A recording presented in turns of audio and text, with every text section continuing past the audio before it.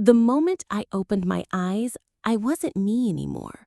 I was Vera Lane, the tragic, penniless stand-in in a cheesy romance novel, destined to be a human placeholder for a love I'd never receive. According to the plot, my uncanny resemblance to Hannah, the beloved ex-girlfriend of 3 ridiculously wealthy men, was my golden ticket to misery. While Hannah was studying abroad in London, I was to be her 24/7 replacement, a living, breathing doll to soothe their longing. The original Vera lost her freedom, her identity, and her social life, only to be tossed aside and ridiculed when the real Hannah returned. She died of depression, a footnote in someone else's grand love story. How infuriating! For men of their means, couldn't they just buy a plane ticket to London? I stared blankly at the 3 men pacing before me. Cole Donovan, the CEO, swiped a hand through his perfect hair, a vintage cigarillo pinched between his fingers, smoke curling into the air. The doctor, Julian Kincaid, adjusted his gold-rimmed glasses, his gaze sharp and analytical. And the pop star, Leo Vance, shrugged off a studded jacket with a look of pure disdain. This was the moment it all began, their plan to control me. "Quit whatever dead-end job you have," Cole commanded, his voice a low rumble. "You'll be moving in here." Julian stepped closer, his eyes scrutinizing my face. "Your facial structure is about a 70% match. We can schedule a consultation to adjust the bridge of your nose and widen your eyes." Leo scoffed, the sound dripping with contempt. "And send her to a voice coach. My Hannah's voice is far more melodic." I rubbed my chin, about to speak, when a check slid across the table. The string of zeros was dazzling. I immediately straightened up, a bright, professional smile blooming on my face. It wasn't about anything else. They were simply paying too much. Seeing my reaction, Leo sneered. "Just as I thought, a woman who'd do anything for money. Nothing like her." I ignored the pointless jab, my fingers closing around the precious check. "Now that I've accepted your generous retainer," I said, my voice smooth and earnest, "and in the interest of protecting your investment, I feel compelled to offer some sincere advice." Cole flicked ash from his cigarillo. "Speak." "Your intention in hiring me at such a premium is to have me impersonate the esteemed Miss Hannah. But can a true ideal be so easily imitated? Even if the appearance and voice are matched, the very act of creating a substitute is a disservice to her." I made a point to look directly at Julian and Leo, my expression grave. "This is not only disrespectful to Miss Hannah, but it's a profound insult to the pure, sincere love you all claim to have for her. An exceptional woman's ideal partner must be absolutely faithful in body and spirit, even across an ocean. If any of you continue down this path of seeking or creating a replacement, then you have already lost the race for her heart before it has even truly begun." The 3 of them took a collective, involuntary step back. Julian pushed his glasses up his nose, a flicker of unease in his eyes. "Then what exactly are we paying you for?" A slow smile spread across my face. I leaned back, perfectly at ease. A temporary setback doesn't mean permanent defeat. To win on the battlefield of love, I can provide comprehensive coaching and upgrades. This includes, but is not limited to, conquering a woman's palate and heart, 100 methods for effective communication, and building the persona of a unique, irresistible gentleman. I spoke in a seamless, confident flow. In short, I will optimize a strategy that combines Miss Hannah's known preferences with your individual strengths. I will help you become masters of romance, allowing you to win her affection for who you truly are. The 3 men exchanged uncertain glances. The young pop star, Leo, was the first to break. When do we start? Training hours are 9 a.m. to 5 p.m. weekdays. Scheduling is flexible. I glanced at my watch with a charming smile. Tomorrow is Monday. First come, first serve. I'm free tomorrow. I'll take the morning slot, the doctor, Julian, said decisively. I'll take the afternoon, Cole added, not to be outdone. Leo jumped in. I want the whole day. Cole extinguished his cigarillo, silencing them with a cool look. I provided the $500,000 check. The decision is mine. He looked at me. The full day. Any objections? A true titan of industry, I murmured, nodding my approval. I look forward to working with you, Mr. Donovan. The fee is $1,000 per hour. Tomorrow's 8-hour session will be deducted from your retainer. It's a pleasure doing business with you. The next morning, Cole Donovan arrived at my designated classroom precisely on time. It was a charming little tea shop I temporarily leased the day before. The owner, enticed by a generous offer, had given me free rein to modify the space. It was now a private training studio.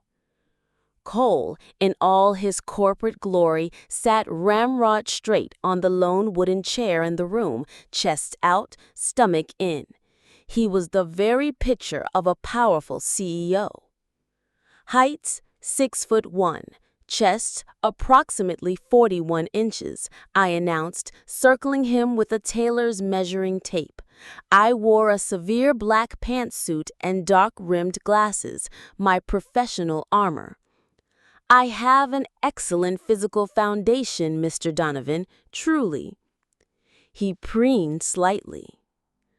However, I continued, pushing my glasses up my nose, my gaze now clinical, as if I were performing a full-body CT scan. He instinctively sat up even straighter, a hint of anxiety in his posture. However, what? However, your wardrobe and communication skills are in desperate need of an overhaul, I said, turning back to the minimalist lectern I'd set up.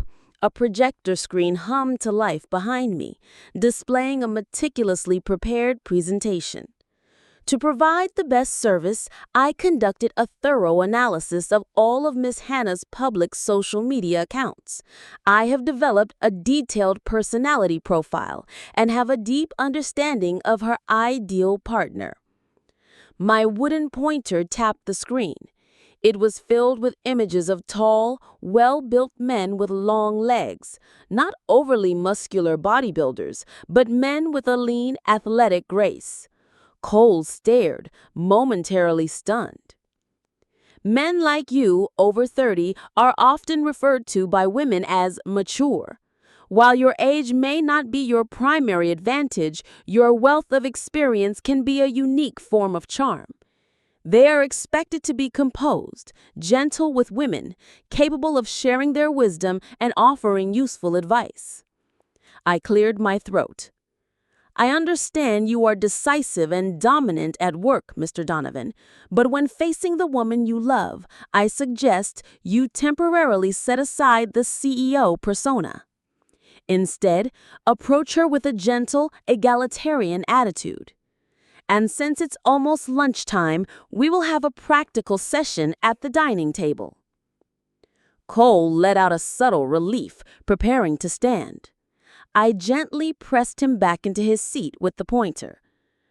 I have a small quiz, I said, my eyes kind but firm. Do you know what Miss Hannah's favorite food is? He looked at me cautiously. I remember her diet being very clean, salads, lean protein. I shook my head in disappointment.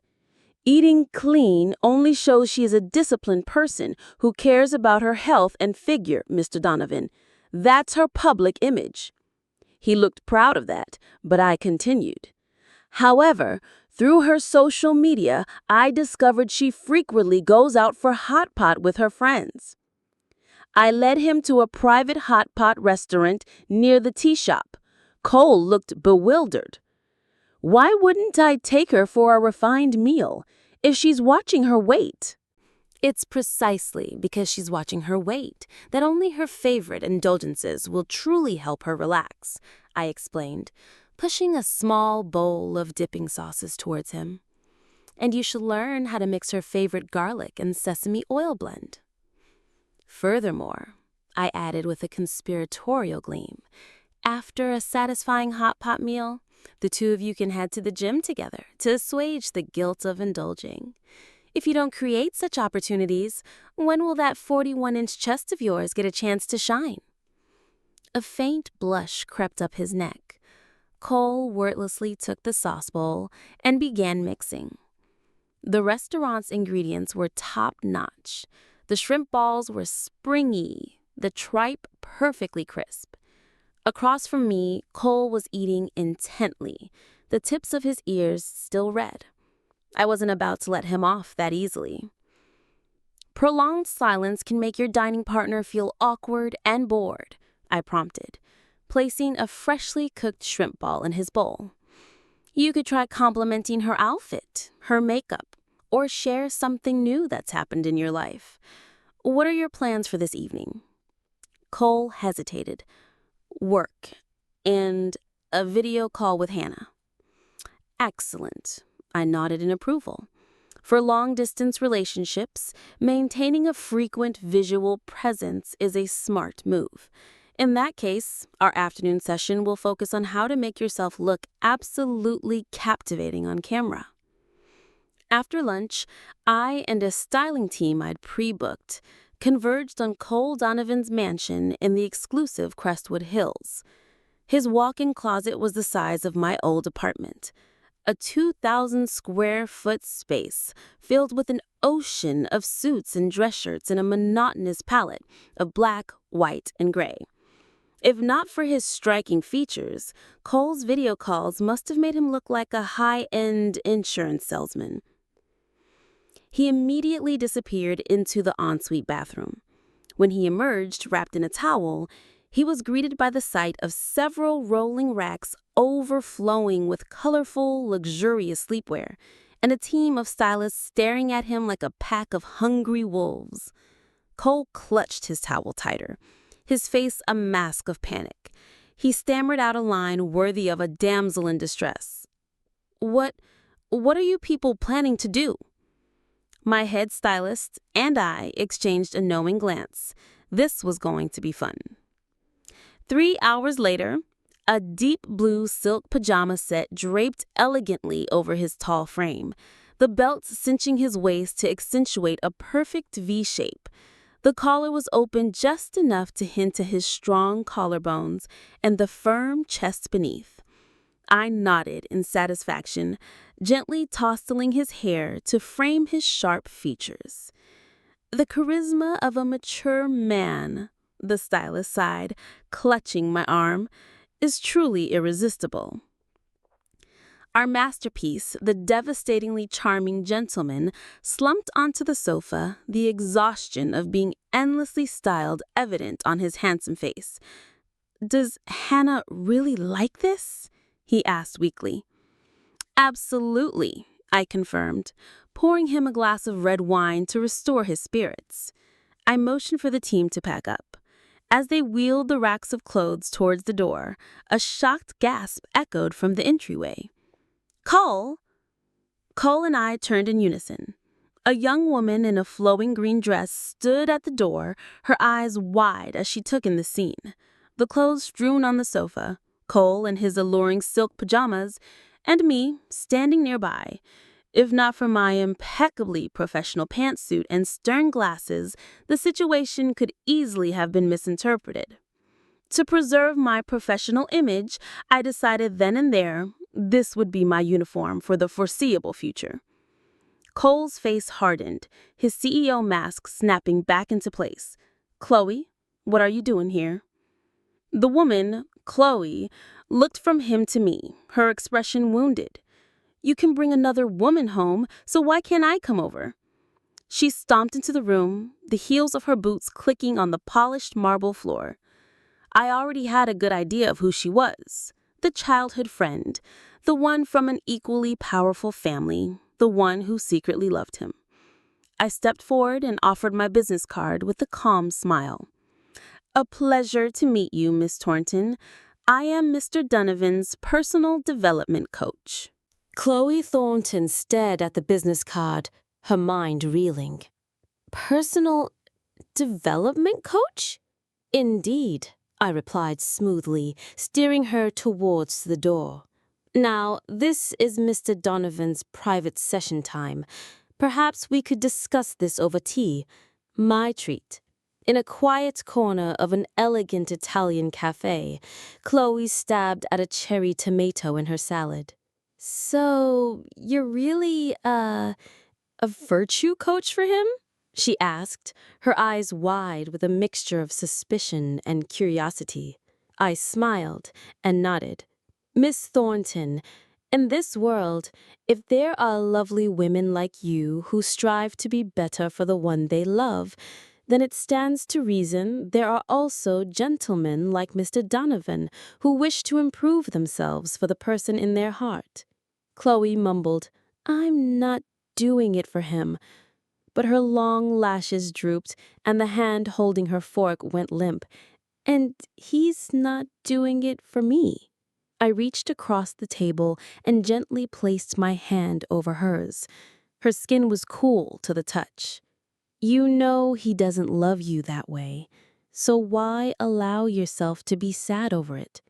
I know, she whispered, her voice thick with emotion. I know he doesn't, but we grew up together. Our parents, his parents, they all said we would get married someday. He's handsome, brilliant. What more could I want? He's the perfect choice. Is he? I looked her directly in the eye, my voice firm. The most perfect person for you should be the one who brings you genuine, effortless happiness. We should strive to be the best versions of ourselves out of joy, not force ourselves into a mold defined by others. Your happiness is the only thing that matters in your world. Really? Chloe looked at me, her eyes glistening like dark, wet pearls. Truly, I nodded, then leaned in conspiratorially, my voice dropping to a whisper. For a beautiful, intelligent, and wealthy young woman like yourself, finding a man who is both handsome and knows how to make you laugh isn't difficult. And if he's a little clueless, bring him to me. I'll give him a crash course. A genuine laugh burst from her, bright and clear. The tense atmosphere dissolved. This cheerful girl was a wellspring of positive energy, and spending time with her was a welcome reprieve before facing my next client. So, the young pop star Leo Vance drawled, leaning against my lectern. His short, dyed blue hair radiated a rebellious energy. So, you're going to teach me for $1,000 an hour? If you don't impress me, I'll make sure your little business is ruined before it even starts. I took a slow sip of goji berry tea from my thermos. Our training is for gentlemen who wish to win the heart of the one they love. And from what I've observed, you are far from meeting the minimum standard. What's that supposed to mean? He straightened up, glaring at me. Our eyes met. I said calmly, if I recall correctly, you still refer to Miss Hannah as Hanny, don't you?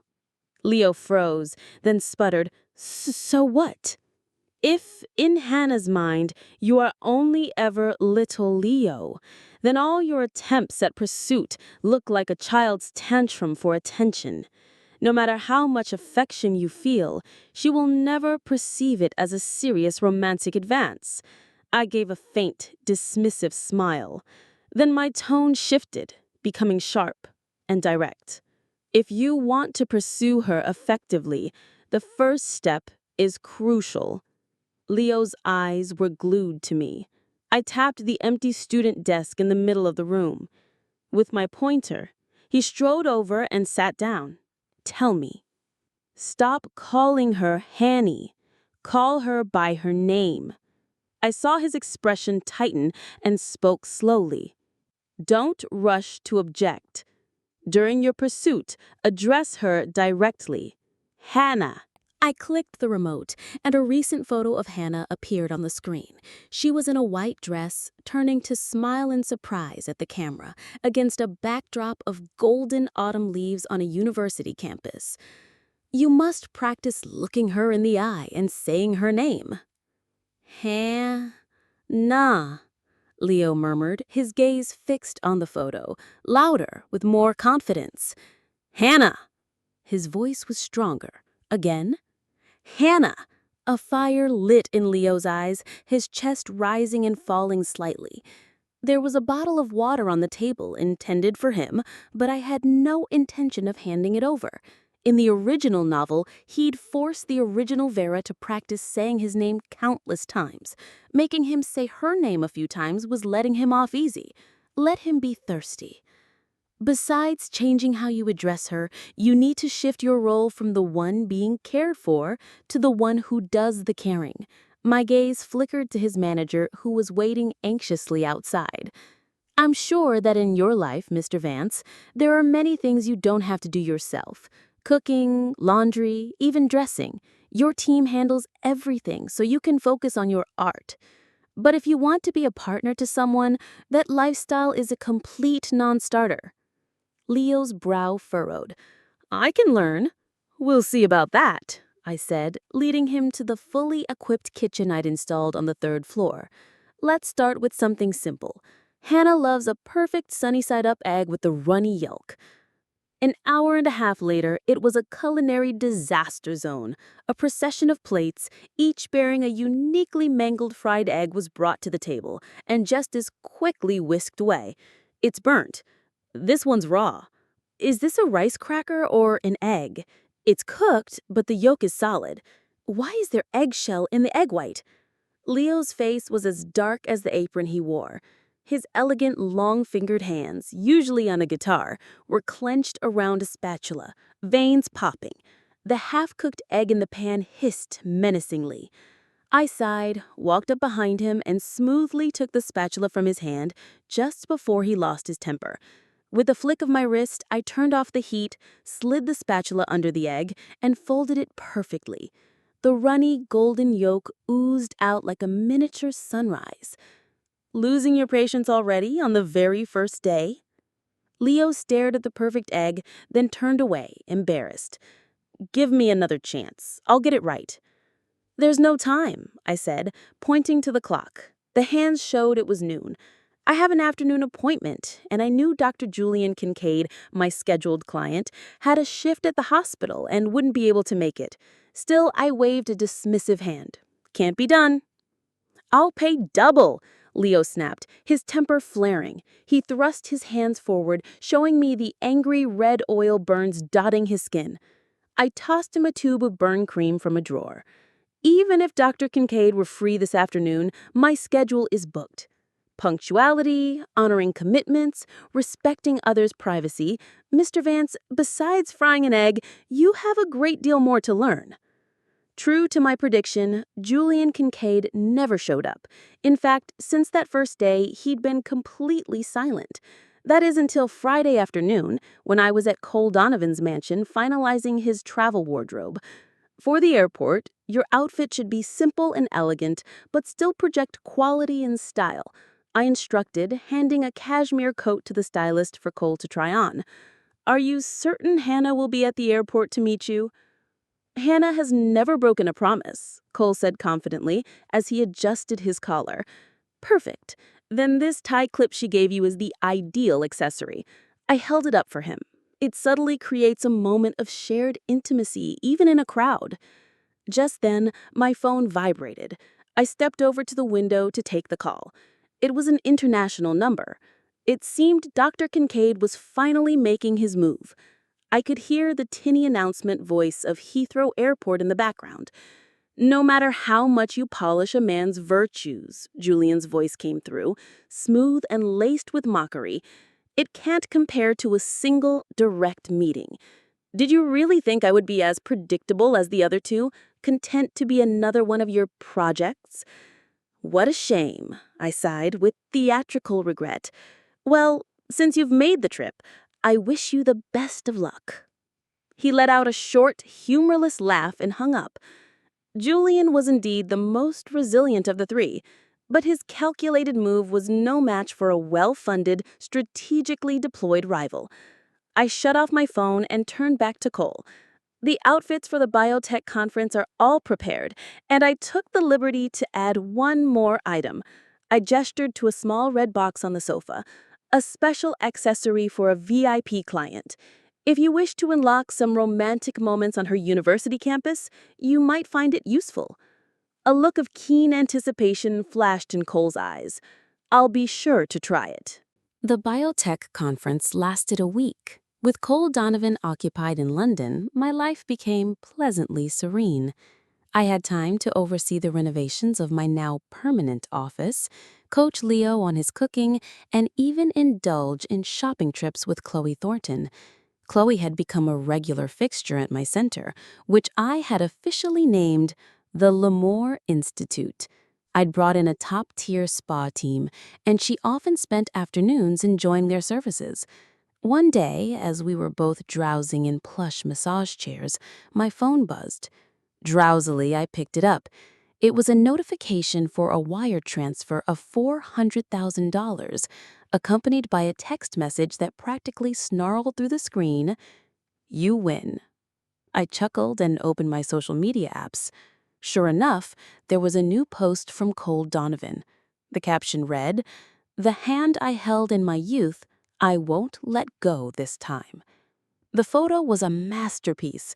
Cole, looking fresh and vibrant in a crimson university-style hoodie, was gazing adoringly at Hannah, who was laughing as she pulled him forward by the hand. Behind them was the stunning backdrop of a historic British university. It was a scene straight out of their shared past, rekindled in the present. Poor Julian never stood a chance. I saw Chloe peeking at my screen from her chair. "Good news?" she mumbled sleepily. "The best," I purred, closing my eyes. I quickly sent a message to Julian Kincaid. "Hello, Dr. Kincaid. When would you like to schedule your consultation?" His reply was instant. "This Sunday." I smiled to myself. "Apologies, we are closed on Sundays. A weekend booking would require a triple rate fee." A moment of silence, then my phone pinged with another transfer notification. I thoughtfully changed his contact name in my phone to Dr. Eager. But he wasn't the only one feeling the pressure. The day after his spa treatment, a furious Leo Vance stormed into my office. He was dressed head to toe in black, a walking thundercloud of resentment. "What kind of magic did you use on Cole Donovan? Why does he look like a preening peacock? He's 30 years old acting like a college kid." "And?" I prompted gently. His voice dropped, laced with a surprising vulnerability. "You promised you would help me, and now she's holding his hand." For once, I didn't correct his informal tone. "Do you recognize where you went wrong?" I asked, my arms crossed. He shuffled his feet, his head bowed. I lost my temper. I should have finished my recording session and handled my responsibilities before coming here. I shouldn't create messes for others to clean up.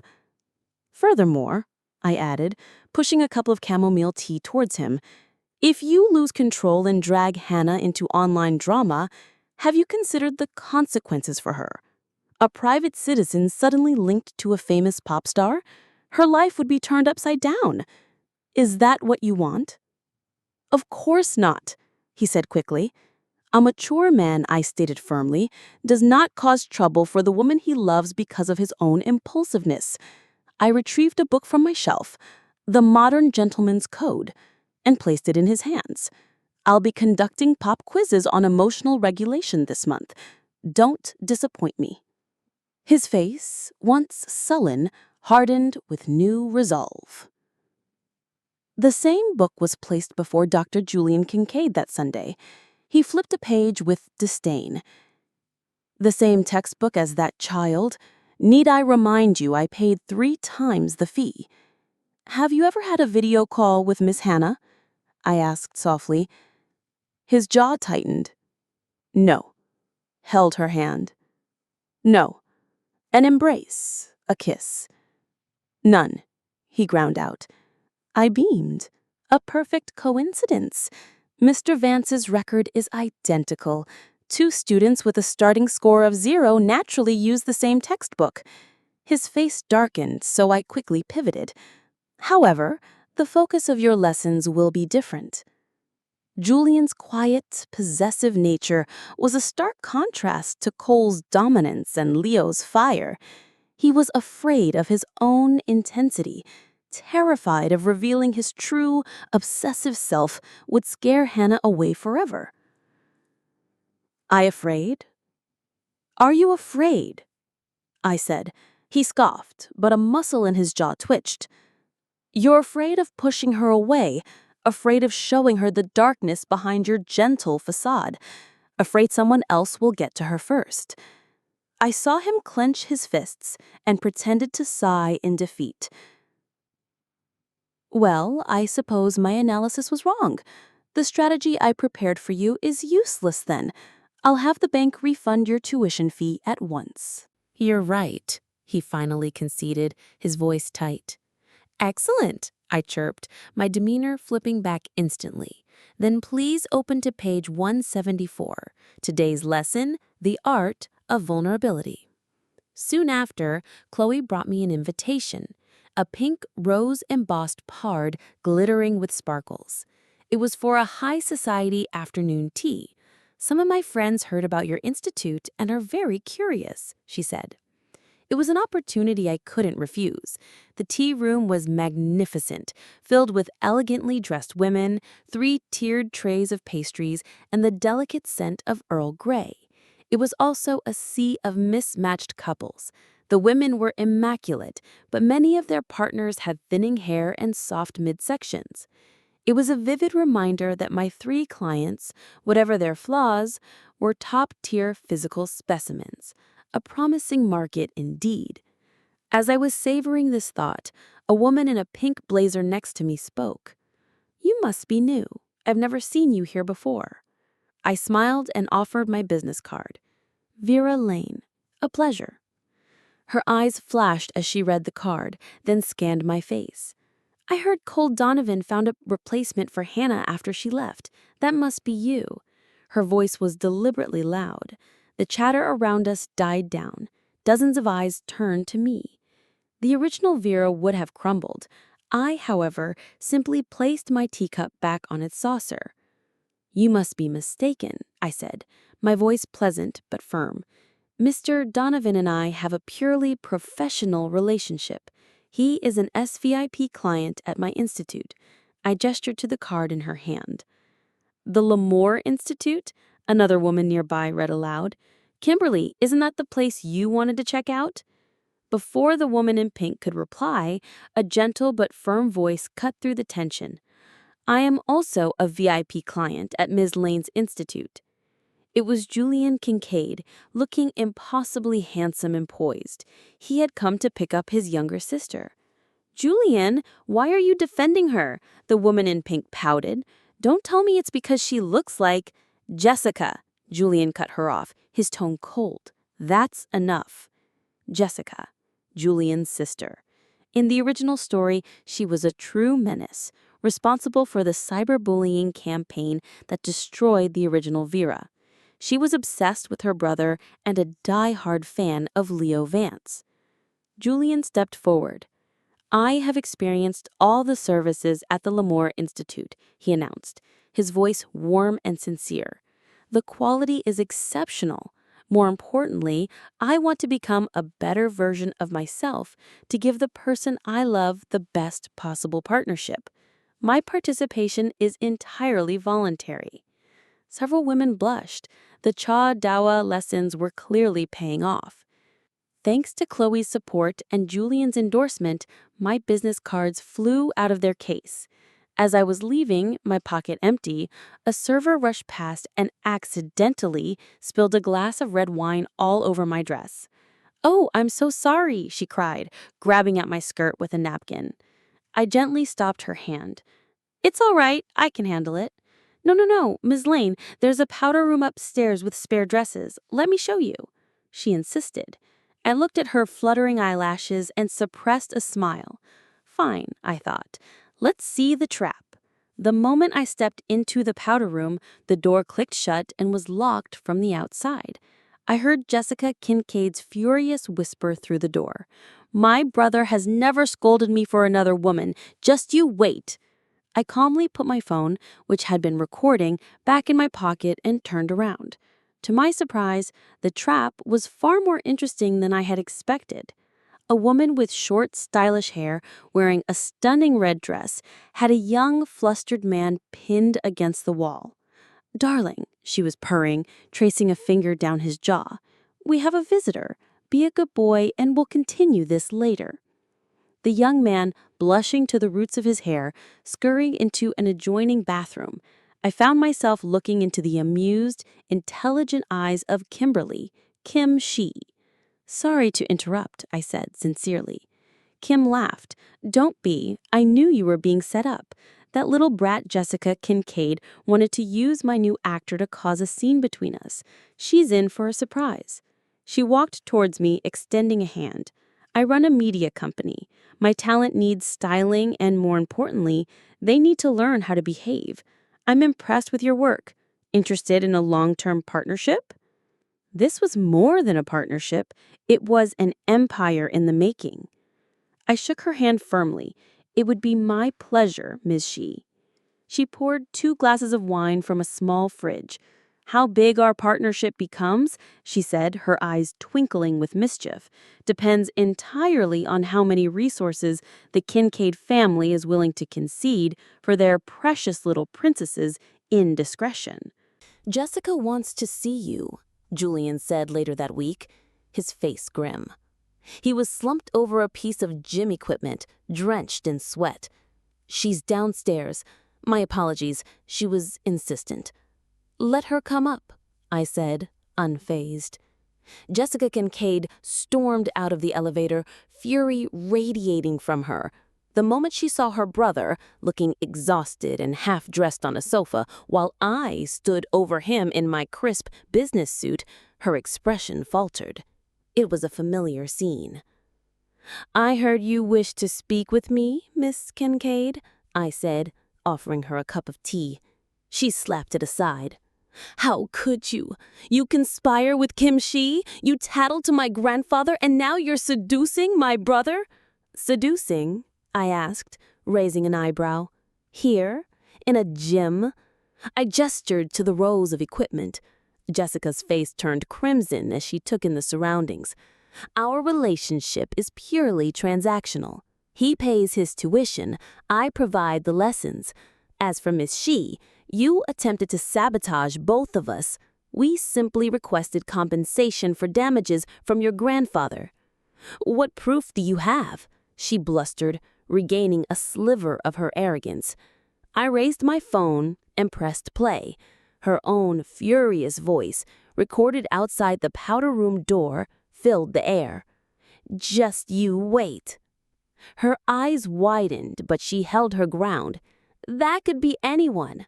"Perhaps," I said with a pleasant smile. "You know, Leo Vance is also a client of mine. What a coincidence. Shall we call him over and see if he recognizes your voice?" That was the final blow. "No," she choked out, her face crumbling. Tears welled in her eyes as she grabbed my arm. "Please, don't tell him. I'm sorry. What do you want? I'll give you anything. Just please don't tell him." This family. I sighed internally. One starved for parental affection, the other spoiled by a doting grandfather, both learning to navigate the world with flawed tools. But it was a start. "I don't want your money," I said, standing up. "Your grandfather has already compensated us. I want your promise that you will never resort to such tactics again." "That's it?" she asked, bewildered. "That's it," I confirmed. then held up my phone again. "You'd better mean it. This is also being recorded." She glared at me, tears still streaming down her face, but a new grudging respect was in her eyes. As she left, she managed a polite, if watery, goodbye. Julian was speechless. "How did you do that?" "Triple-rate tuition, Dr. Kincaid," I reminded him coolly before handing him back to his trainer. I had an appointment at Kim Shee's media company. Being surrounded by her roster of handsome, energetic young talent was invigorating. The partnership flourished. My stylists were dispatched for their projects, and the L'Amour Institute's schedule was booked solid for the next 6 months. The tea party had been a gold mine. Cole Donovan alone had referred half a dozen CEOs struggling in their own romantic pursuits. At our year-end gala, a wealthy client, her husband now looking 10 years younger and twice as happy, raised a glass to me. "Ms. Lane, you're a miracle worker. Have you thought about settling down yourself?" I smiled and clinked her glass. "I couldn't possibly hope for the happiness you have, Mrs. Vance. For now, I'm married to my career." As I scanned the crowd, I saw Jessica Kincaid standing by the window, looking more mature and composed. She had started an internship at her family's corporation. She caught my eye and gave me a small, grateful nod. I smiled back. Leo's birthday concert was our first major project after the new year. He had grown immensely, so much so that when he told me his plan to confess to Hannah, who was flying in for the show, I was initially alarmed. "You want to confess to her on stage?" I asked, my pointer stick held like a weapon. No, he said quickly, waving his hands. "Publicly pressuring her without warning is incredibly disrespectful. I would never put her in that position." I relaxed. "I want to tell her, privately, that I've decided to pursue her as a man, not as her little brother. I don't expect an answer. I just want her to know my intentions, while I work on becoming someone worthy of her." The maturity in his voice was astounding. "All right," I nodded. "I'll handle your styling for the confession." The result was breathtaking. Under the stage lights, a shimmering, deep blue open-back shirt exposed the lean muscles of his back, crisscrossed by 3 delicate diamond chains. He looked like a tragic, beautiful prince from a forgotten fairy tale. As his manager came to tell him that Hannah had arrived, his eyes lit up. I gave his shoulder a proud squeeze and led my team away, catching a glimpse of a familiar girl in a white dress hurrying backstage. It was a deeply satisfying feeling, like watching a child you've raised finally grow up. This success, however, highlighted a flaw in my business model. My courses were focused on the romance of the pursuit. To build lasting, healthy relationships, there was a deeper education men needed, an understanding of the invisible burdens women carry: pregnancy, childbirth, the lion's share of domestic labor and child rearing. I decided to create a new course, a philanthropic course to teach this. It would be a nonprofit wing of the Institute, funded by my wealthiest clients who were always looking for ways to enhance their public image through charity. I pitched the idea to my 3-star pupils. Cole, now nibbling on a mint instead of a cigarello, said, "If Hannah and I have children, I need to know these things. Consider the investment made." Julian, looking sharp in his doctor's coat, nodded. "My hospital is always looking for community outreach programs. We can partner on this." Leo, now a shareholder in Kim's media company, added, "I may be moving behind the scenes, but I can be the public face of the charity. I'll make time." The following months were a blur of fulfilling work. The day of the first Modern Partnership charity class, I learned that Hannah was returning from London for good. My phone lit up with requests from all 3 men for styling sessions on the same day. There was no animosity, only a friendly, competitive spirit. After overseeing the launch, with news crews and hospital executives in attendance, I slipped out the back. There was a large commemorative wall where guests and sponsors had signed their names. I found a small, empty space in a corner and wrote 2 simple words: Vera Lane. With these hands, I had not only rewritten my own fate, but had planted the seeds of a new forest. The original story was about women fighting over men, about being a substitute, about tragic endings. My story, the real story, was about every woman and every man deserving the freedom to write their own.